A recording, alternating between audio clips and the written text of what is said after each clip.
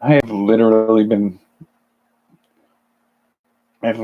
been doing this all day long, playing on the computer, building the plan of what I'm going to do.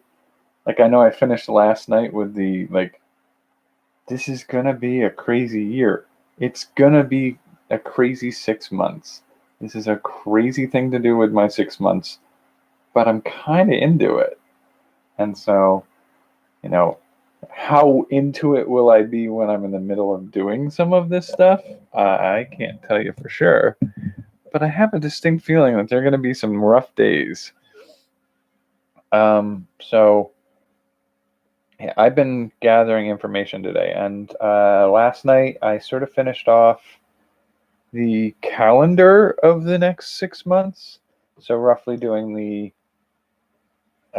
figuring out where the writing, video, board gaming, products, food, art, video game, health and well-being categories are, and then like a week off.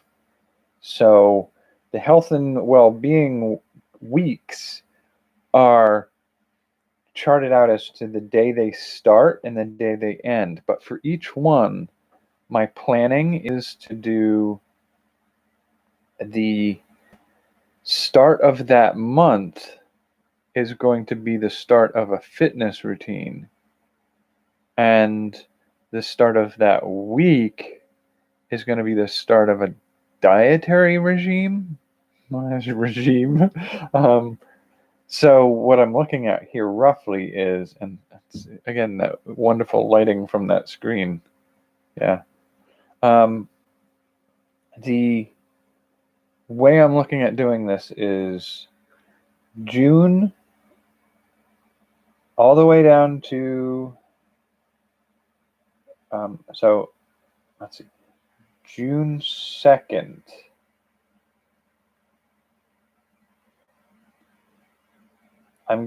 So this coming week, I'm going to start a new sequence of writing, video, games, etc., etc. That spaced out so that the 2nd, 9th, 16th, and 23rd are the first 4 categories.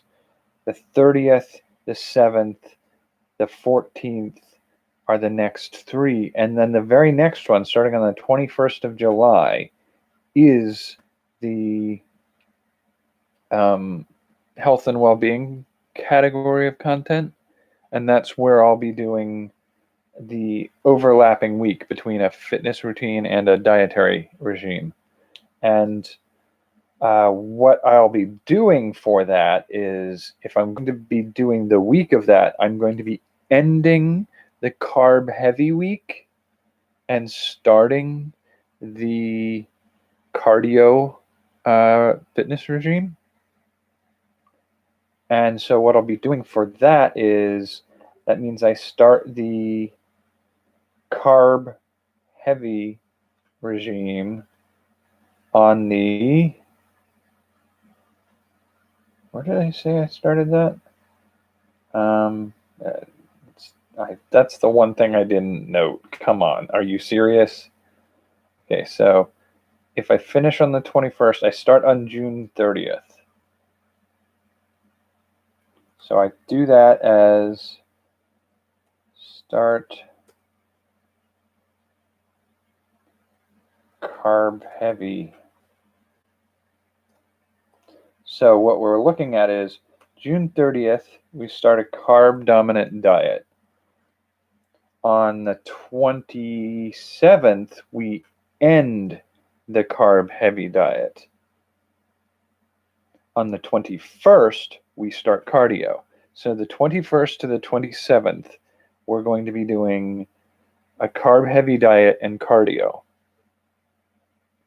And then we end the cardio on the 11th of August.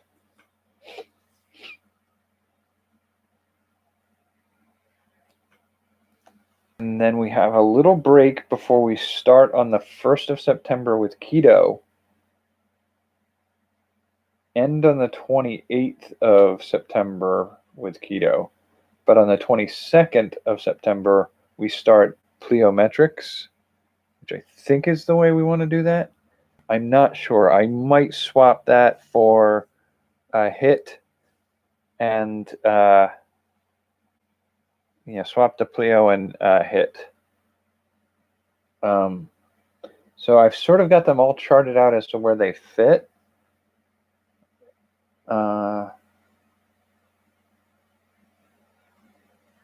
And from there, I really I've got it all worked out all the way out to December, which is funny because if this is the way I'm going to do this, December would start a whole new 2-month period, but I want to finish on New Year's.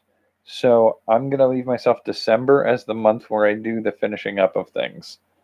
Recap, finishing up, and whatnot. So,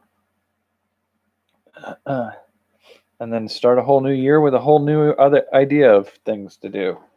But for the meantime, what I've been thinking about doing for I need to do leading up to the start of the carb-heavy diet in June and the cardio in late July is planning out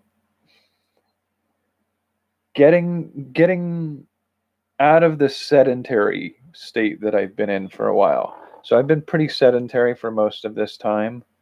And so I need to get back into being able to do exercise without hitting full tilt when I'm not ready to go yet.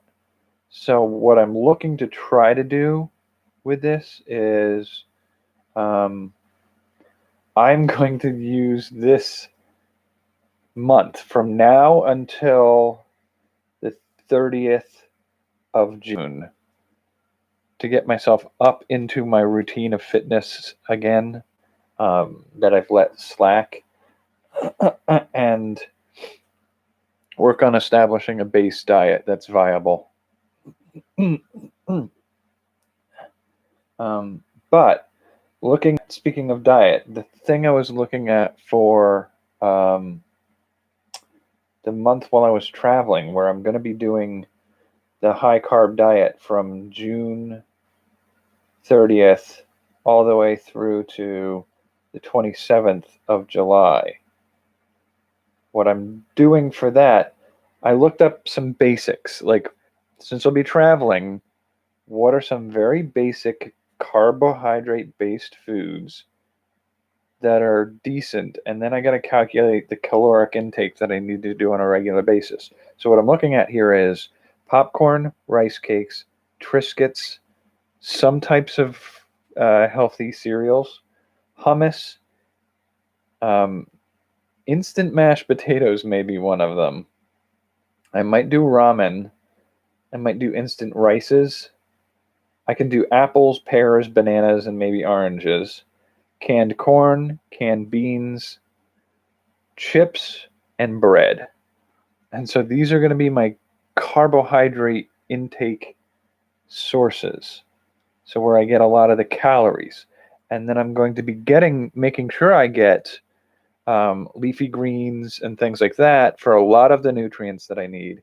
And anything else that I'm not getting, I may supplement for, just so I can keep on a dominant carbohydrate focus for a month and see what that's like. And so I'll be doing, and so what I'm looking at with some of that is I could take some of the bread, toast it, and make bruschetta.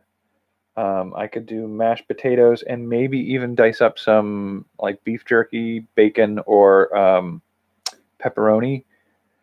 I'm looking at potentially pepperoni because it doesn't require refrigeration, and I can mix it in with the mashed potatoes and give it a little flavor. Hummus on rice cakes or crackers. I can do cereals, like a bowl of cereal. I could do ramen soaked in juice from like a salsa or something like that. I can do peanut butter and fruit sandwiches or peanut butter and fruit on crackers. I can do rice and beans. So I have a fair number of opportunities here. The biggest issue I potentially see with rice is I don't know a form of rice that doesn't require some form of cooking. And while I'm traveling, that may be more difficult than I want it to be. But the other thing I wanted to do was pico de gallo and beans and corn over salad. That is going to be an amazing potential for getting a lot of the things because it's tomato, onion, um, jalapeno pepper, beans, corn, and some shredded lettuce. And that right there would be a really great meal. If you wanted to, you could put it on a tortilla, or you could put it on, you can use crackers for a dip on it, or crackers or chips or anything like that. Hummus and rice cakes or crackers, cereal, ramen soaked in the juice from the pico de gallo would probably work too. Um, Peanut butter and fruit on crackers or bread. Um, I mean, the mashed potatoes maybe, the hummus maybe, bruschetta is probably just like that. Probably won't happen. It's just there as an option. Um, but so there's always popcorn and chips or crackers that I can snack on. So like I can get the caloric needs that I need to get from those carbohydrate sources. I'm making sure I'm getting the nutrients from certain vegetables at the same time. I think I can do a month where I predominantly have a carbohydrate based, absolutely carbohydrate dominant diet for a month.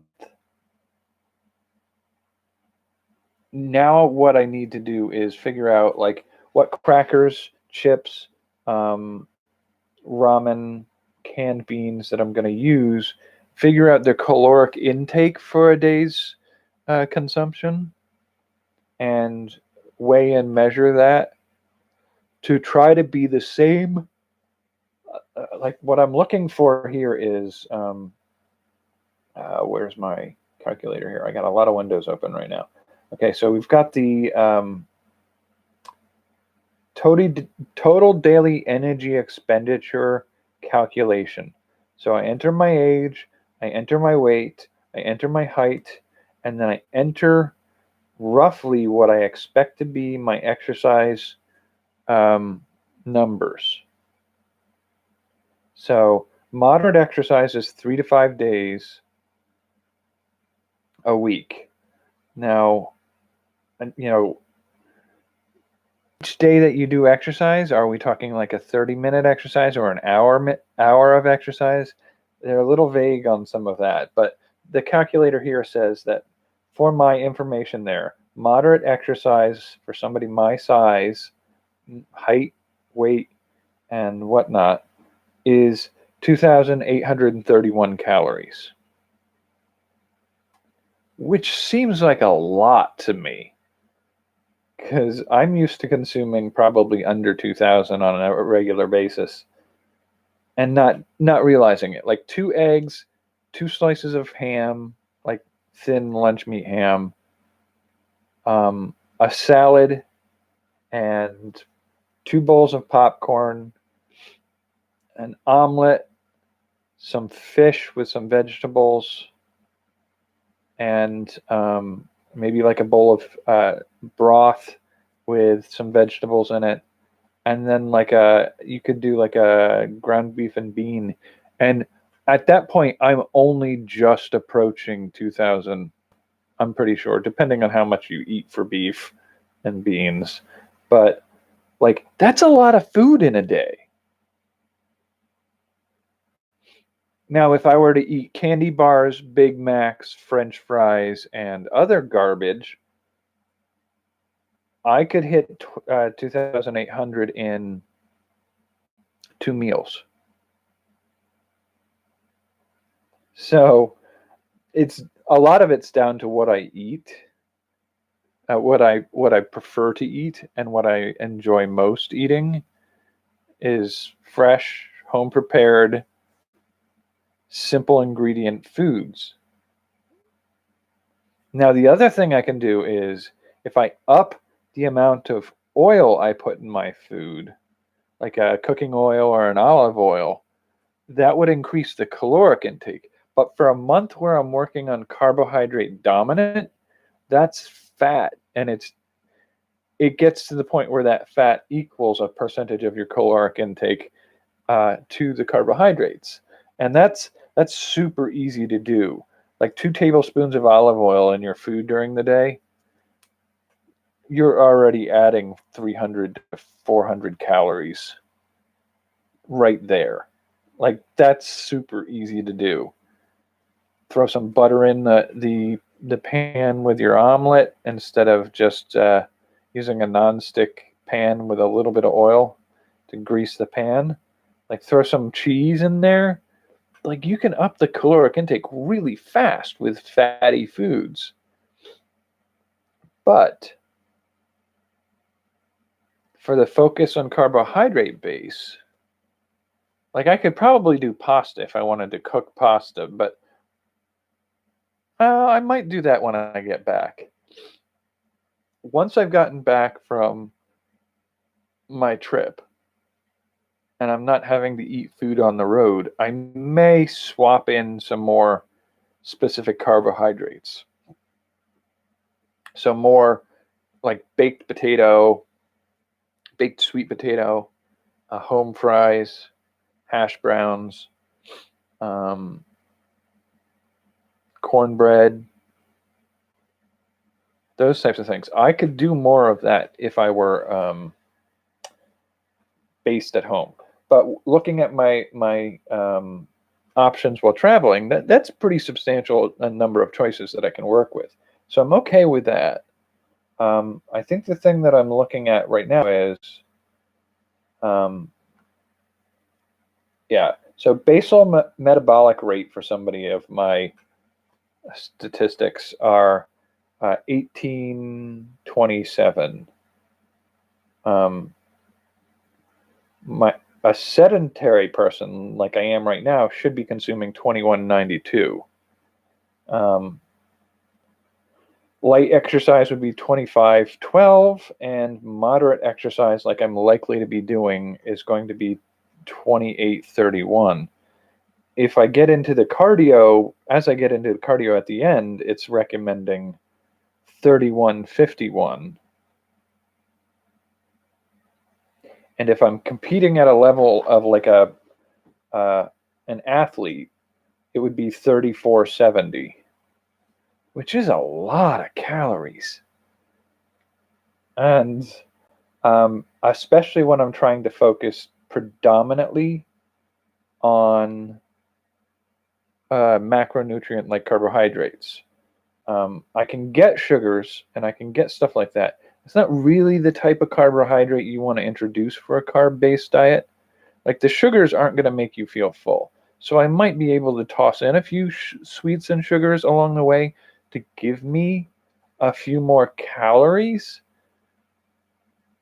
to up the caloric intake a little bit, but it's going to make me hungry faster, which maybe means that I eat 4 or 5 meals of carb-rich foods throughout the day instead of 3 to 4. So, I mean, that's sort of what I need to do. And I won't really know some of that until I make the calculations on, like, if I take the information, the nutritional information off of like some rice cakes. What were we looking at? We were looking at rice cakes, like a Triscuit cracker, popcorn. I kind of know already is about 120 calories for a serving, which is a small bowl full. So like a cereal bowl. And then cereals I can get off the box. Ramen, I can get the information off the packet. Mashed potatoes, I can see if I can find some instant mashed potatoes and figure that out. Get the data for apples, pears, bananas, oranges, and just so I can pick up a few fresh fruit items and carry them with me in my car so I can eat them. And then canned corn should have its information. Depending on the type of canned bean that I do, I might need some information on that. Most bags of chips will have the information I need about what their caloric intake is. I will probably favor corn chips. So basically just salt and corn for the most part if I can. I may get some breads, but it's going to be like a whole grain rye or a pumpernickel bread because I prefer something hearty like that. And if I feel like there's room for it in the diet while I'm traveling, or maybe when I get back, I can grab like a whole grain waffles or some pancakes or something like that to eat for one of my meals. And like that's sort of a treat. I haven't had them in a long while, but I need to sort of come up with a menu per day and figure out like when I talk about doing something like a pico de gallo with beans and corn over salad, that requires that I understand like see if I can find small portion cans of canned corn and small cans of beans. So probably like a chickpea or a kidney bean. Maybe I can find a really small can of refried beans or something. And then I just need to crunch the numbers on what's the caloric volume of that. Because while I'm traveling, that can is going to be consumed at that meal. You can't open a can and leave it open all day and expect it not to potentially be hazardous to eat later. You might be able to eat it, keep it cool for about 4 hours, and then eat your next meal 4 hours later.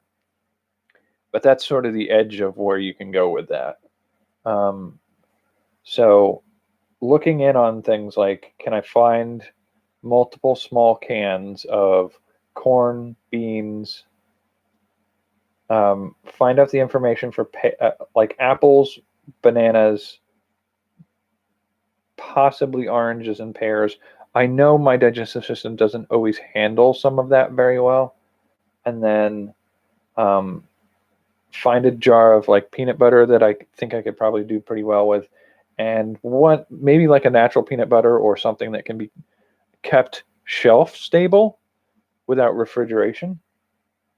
And then I can pick up hummus when I'm out traveling and find out just based off of what the calories in a single serve hummus cup that you can get at the grocery store, which are usually again a pantry shelf, not a refrigeration.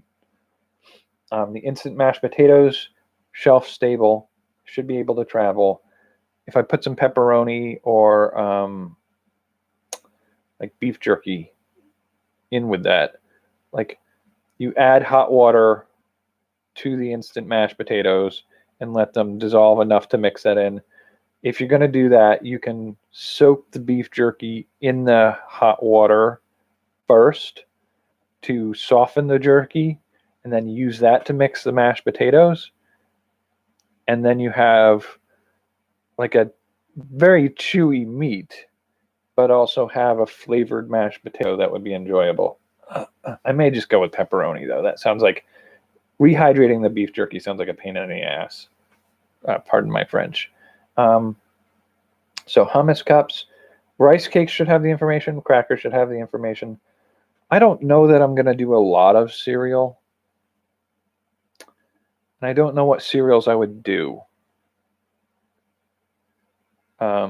Like I don't do oatmeal because I know oatmeal upsets my system a little bit. So it really comes down to I'm going to go grocery shopping tomorrow to just get some information at least, but I also have to get the groceries for the week here. And then while I'm doing that, I'll do some research on what the information on some of these things are and get a sense for what I can pull off while traveling. I really like the idea of making my own pico de gallo. So like a tomato, a small onion, a small jalapeno pepper, a squirt of lime juice, a little bit of cilantro, and some salt. And that's pico de gallo. And you dice all of those up really fine. So a cutting board, a knife, and those ingredients wherever I am, just find a grocery store and grab those things and make a pico de gallo. And if I have a can of kidney beans with me, drain off the beans, add them to it. And if you can find a small package of canned corn, you can throw that in there too. You could do that with corn chips, or you can put it over salad and eat it as a salad. And that would be tasty. And that would be an amazing. I don't imagine I could do it every day, but I could probably do that 3 to 6 times while I'm out traveling from the start of July to the middle of July. So July 1st to the 15th, roughly. Well, I'm going to finish at VidCon on the 14th. I'm leaving on the 14th from California, and I should be getting back here about 4 to 5 days later, unless I get something else worked out that I may be traveling longer. I don't imagine I will be, though. I just financially, I don't think I can make that happen this year, which sucks. I have to contact a lot of people and tell them about the change to the plans. But heading out to California for the first 10 days of July, I will be getting to Louisiana. I could probably periodically, I can get something like rice and beans for when I'm going to be staying at a place and can cook something. But peanut butter, fruit and bread, crackers, whatever. Pico de gallo and chips, beans, canned corn. That, I think, is probably going to be the dominant part of this. Maybe with a few ramen noodles soaked in the juice from pico. Maybe occasionally hummus and rice cakes. Maybe rarely some cereal. Like a box of cereal should last me most of the trip. And then like that mashed potato and pepperoni, I think would be nice as a change from a lot of that. But I'm going to put mashed potato and pepperoni and rice and beans as sort of like more likely to be maybe later. Like I might do some of it while traveling, but those are more likely to be when I've landed at a location for any period of time. And then maybe when I get back, it'll be things like pasta. Like I can chunk in here things like waffles and pancakes, and like a croissant.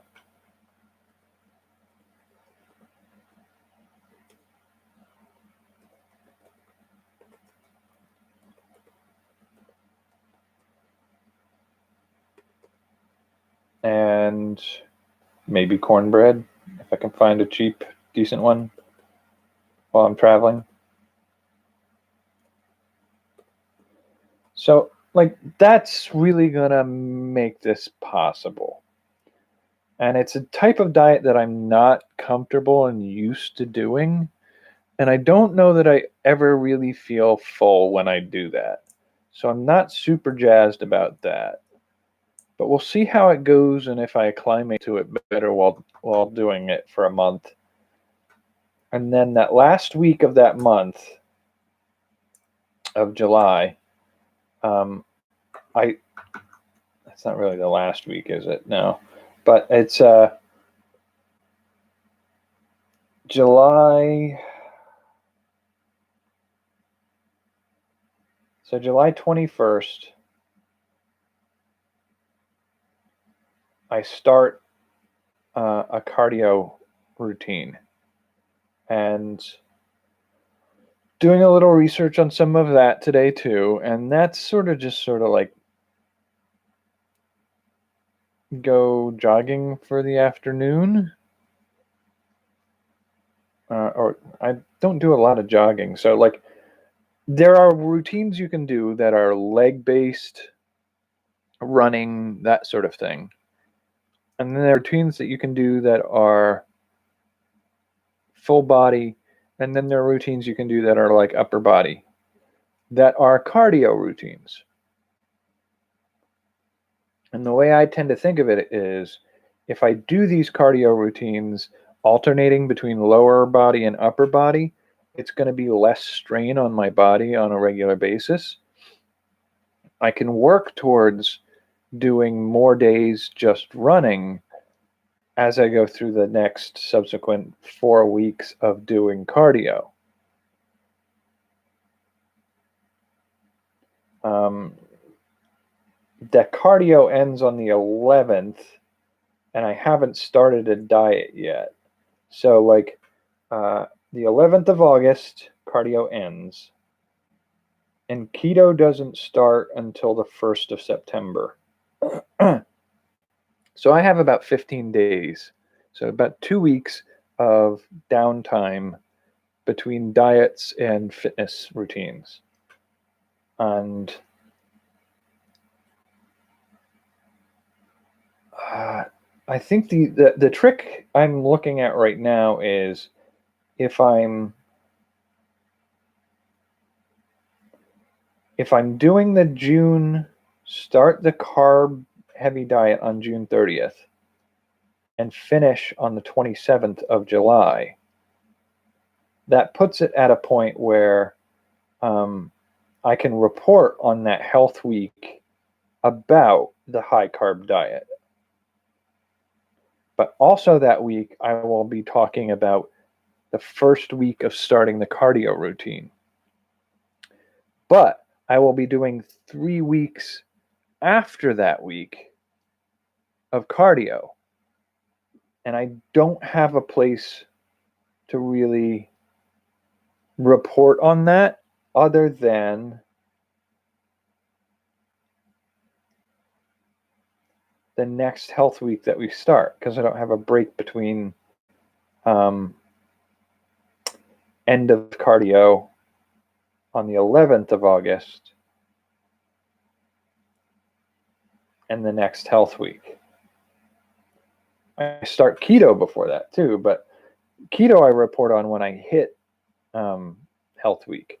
So I feel like that's sort of like I may just end up doing on the 11th to the 17th, just an update at the end of my regular videos.